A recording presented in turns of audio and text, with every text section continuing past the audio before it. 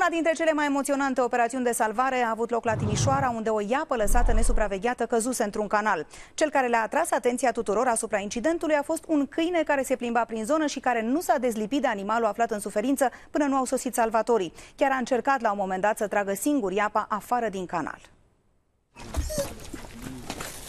Uite, îmi trage ca să-l scot afară.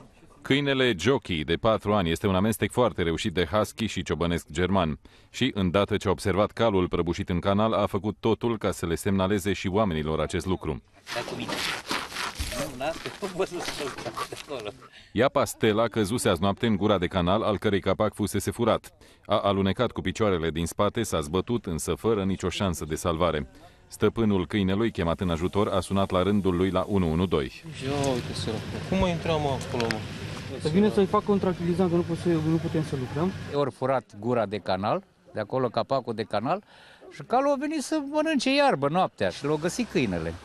Și câinele nu a vrut să plece de acolo până nu m-am dus să văd ce e acolo. Într-un final și-a făcut apariția și proprietarul calului. Ieri a fost acolo, la noi pe câmp în față.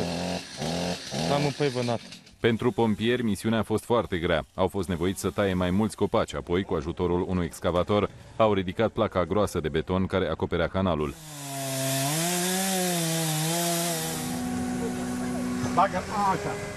Pentru că iapa se zbătea din răsputeri, un medic veterinar i-a făcut un tranquilizant. Pompierii au coborât apoi în canal și au legat calul cu mai multe chingi pentru a-l putea scoate la suprafață. Bagă furtunul și fă-i un lanț. Uite, ăla, aia e treaba ta. E bine. Bravo, Stella, bravo! Pentru că a lăsat bietul animal nesupravegheat, stăpânul calului a fost amendat cu 3.000 de lei. Veterinarii spun că iapa, deși rănită, își va reveni.